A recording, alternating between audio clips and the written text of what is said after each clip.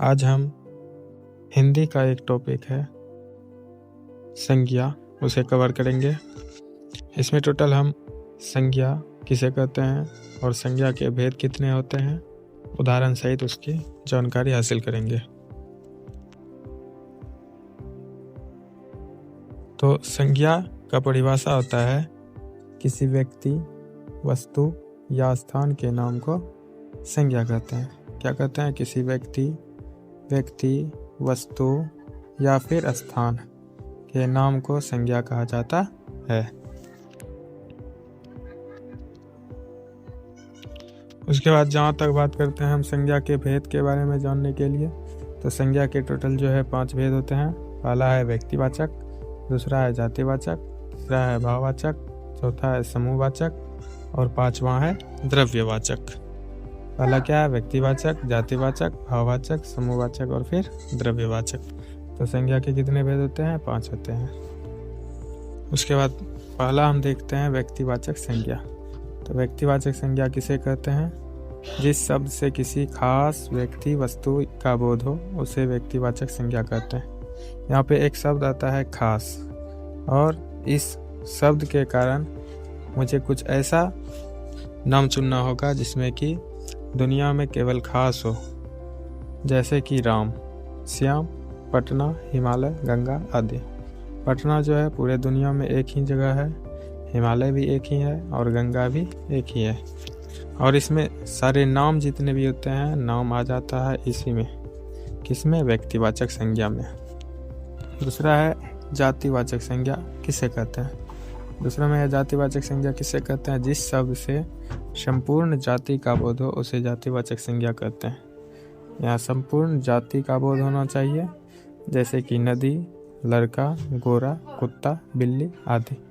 जब नदी की हम बात करते हैं तो नदी में बहुत सारा नदियाँ, गंगा, यमुना, सरस्वती आदि नदियाँ आ जाती है। लड़का में बात करते हैं तो बहुत सारे लड़के आ जाते हैं। कुत्ता में बात करते हैं तो बहुत सारे कुत्ता, उजला कुत्ता, काला कुत्ता आदि बात आ जाती है। और बिल्ली में बात करते हैं तो काली बिल्ली, उजली बिल्ली आदि आ जाती है। तो बिल्ली जब बोलते हैं तो इससे संपूर्ण जाति का बोध होता है, इसीलिए कौन सा संज्ञा है? ये जातिवाचक संज्ञा है। तीसरा है भाववाचक संज्ञा किसे कहते हैं? जिस शब्द से किसी वस्तु के गुण, दोष या स्वभाव का बोध हो उसे भाववाचक संज्ञा कहते हैं, जैसे बुढ़ापा, मिठास, लड़कपन आदि। तो इसमें क्या होगा कि किसी भी शब्द से, जिस शब्द से वस्तु के गुण, दोष या स्वभाव का बोध हो जाता है उसे ही भाववाचक संज्ञा कहते हैं।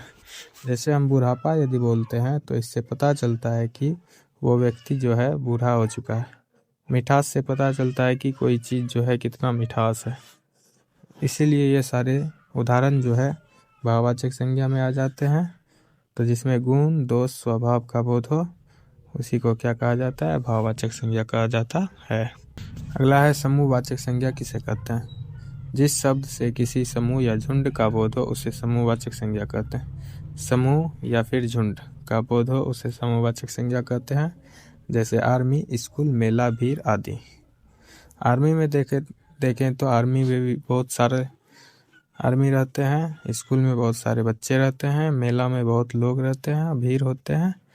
तो इसमें जो है ये सारे समूह बनता है, इसीलिए इसे समूहवाचक संज्ञा कहा जाता है। और अंतिम है द्रव्यवाचक संज्ञा किसे कहते हैं? जिस वस्तु को नापा या तौला जा सके, यहाँ पे जो है तौला होगा, नापा या फिर तौला जा सके। तौलना मतलब उसको किसी तराजू पर रख करके तौलने के बराबर होता है। तो जिस वस्तु को नापा या तौला जा सके उसे, उसके नाम को क्या कहते हैं? द्रव्यवाचक संज्ञा कहते हैं। क्या कहते हैं? द्रव्यवाचक संज्ञा। जैसे आटा को नापा जा सकता है, गेहूं को नापा जा सकता है, दाल को नापा जा सकता है, घी, दूध आदि। ये सारी चीज़ें क्या है? द्रव्यवाचक संज्ञा है। क्या है? द्रव्यवाचक संज्ञा। तो इस प्रकार से हमारा संज्ञा खत्म होता है। मिलते हैं अगले वीडियो में अगले टॉपिक के साथ।